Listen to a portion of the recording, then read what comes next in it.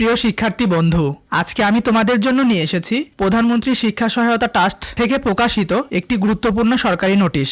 এই নোটিশ অনুযায়ী কারা শিক্ষা সহায়তা পাবে, কত তারিখ থেকে আবেদন করা যাবে, আবেদন করতে কি কি কাগজ লাগবে এবং আবেদন করতে তোমাকে কি কি করতে হবে তার বিস্তারিত তথ্য এই ভিডিওতে পেয়ে যাবে। তো কথা না বাড়িয়ে চলো মূল আলোচনা শুরু করি। আমরা প্রথমে যে কোনো ব্রাউজারে প্রবেশ করব।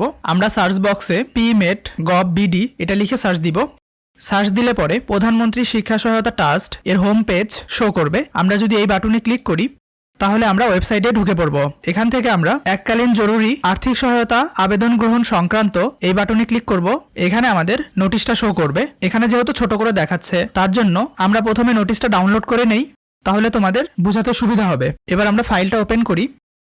এখানে বলে দিয়েছে বিষয় এককালীন জরুরি আর্থিক সহায়তা আবেদন গ্রহণ প্রসঙ্গে। তোমরা এখানে দেখো এই নোটিশ পাবলিশ করেছে 3 ফেব্রুয়ারি। তো আমরা যদি মূলটা পড়ে ফেলি, উপযুক্ত বিষয়ের পরিপ্রেক্ষিতে জানানো যাচ্ছে যে প্রধানমন্ত্রী শিক্ষা সহায়তা ট্রাস্টের আওতায় সরকারি বেসরকারি শিক্ষা প্রতিষ্ঠানের ষষ্ঠ থেকে স্নাতক ও সমমান পর্যায়ের দুরারোগ্য ব্যাধিতে আক্রান্ত এবং অসহায়, তাছাড়া দরিদ্র ও মেধাবী শিক্ষার্থীদের এককালীন আর্থিক সহায়তা প্রদানের জন্য ব্যবস্থাপনা পরিচালক এর জরুরি তহবিল পরিচালন নির্দেশিকা 2020 জারি করা হয়। উক্ত নির্দেশিকা অনুযায়ী সংশ্লিষ্ট পরীক্ষার্থীগণের নিকট থেকে ট্রাস্ট কর্তৃক নির্ধারিত আবেদন ফর্মে জরুরি সহায়তার আবেদন গ্রহণ করা হয়। তাহলে এতটুকু থেকে আমরা কি দেখলাম?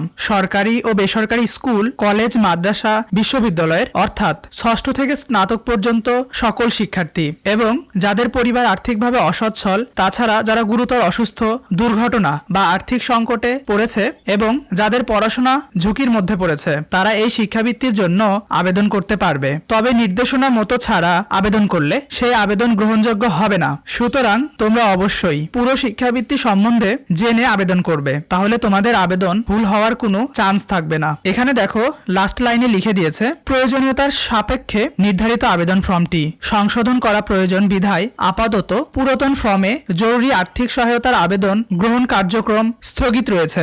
আজকের এই ইনফরমেশনটা বিভিন্ন পত্রিকায় প্রকাশিত হয়েছে। আমরা যদি হেডলাইনগুলো দেখি, তারা এভাবে লিখে দিয়েছে যেহেতু আমাদের অনলাইন আবেদন প্রক্রিয়াটি সংশোধনীয় পর্যায়ে আছে, মানে তারা কিছু ইনফরমেশন অ্যাড করবে নতুন করে। এই নতুন করে ইনফরমেশন অ্যাড করার জন্য তারা আপাতত অনলাইন আবেদন বন্ধ রেখেছে। সেজন্য আমাদের অফলাইনে আবেদন করতে হচ্ছে। আবেদন কয় তারিখ থেকে শুরু হবে বা আমরা কয় তারিখ থেকে আবেদন করতে পারবো, তারা এখানে লিখে দিয়েছে উপবৃত্তি দিতে ম্যানুয়ালি আবেদন শুরু হবে 5 ফেব্রুয়ারি।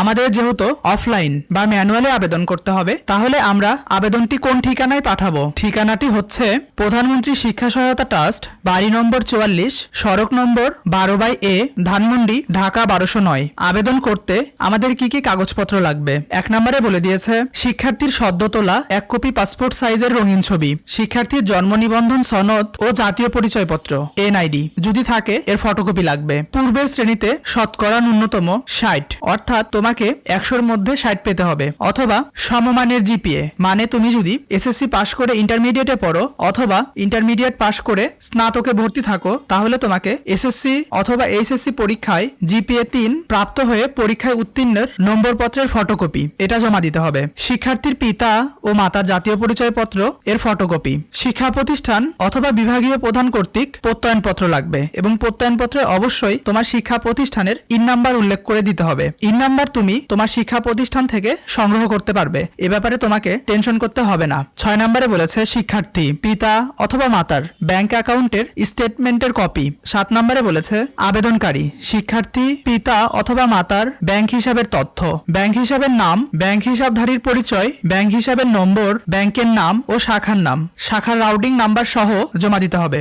8 নাম্বার থেকে তুমি চাইলে এই ডকুমেন্টগুলো সংযুক্ত করতে পারো। পিতা ও মাতার মৃত্যুজনিত অথবা অন্য কোনো কারণে পিতার NID সংগ্রহ করতে ব্যর্থ হলে তার যে অভিভাবক তার জাতীয় পরিচয়পত্রের ফটোকপি জমা দিতে হবে। শিক্ষার্থী যদি দুরারোগ্য ব্যাধিতে আক্রান্ত হয়, সেক্ষেত্রে আবেদনকারীর চিকিৎসাপত্রের ফটোকপি জমা দিতে হবে। শিক্ষার্থীর পিতা, মাতা বা অভিভাবক দরিদ্র এই মর্মে শিক্ষা প্রতিষ্ঠান কর্তৃক অথবা স্থানীয় ইউনিয়ন পরিষদের চেয়ারম্যান, পৌরসভা ও সিটি কর্পোরেশনে ওয়ার্ড কাউন্সিলর কর্তৃক প্রদত্ত প্রত্যয়নপত্র আবেদনপত্রের কপি জমা দিতে হবে। এতিম শিক্ষার্থী, ভূমিহীন শিক্ষার্থী অথবা প্রাকৃতিক দুর্যোগে ক্ষতিগ্রস্ত দুস্থ পরিবারের সন্তান, অসচ্ছল বীর মুক্তিযোদ্ধার সন্তান, প্রতিবন্ধী শিক্ষার্থী, প্রতিবন্ধী পিতামাতা হলে এর প্রমাণ স্বরূপ সনদ উপস্থাপন করতে হবে। সরকারি, আধা সরকারি, স্থায়িত্বশাসিত দপ্তর ও সাংবিধানিক প্রতিষ্ঠানে কর্মরত 13 থেকে 20তম গ্রেডের কর্মচারীর সন্তানকে আবেদনপত্রের সাথে অফিস প্রধান কর্তৃক প্রদত্ত পিতা, মাতা অথবা অভিভাবকের বেতনের গ্রেড সংক্রান্ত প্রত্যয়নপত্রের কপি জমা দিতে হবে।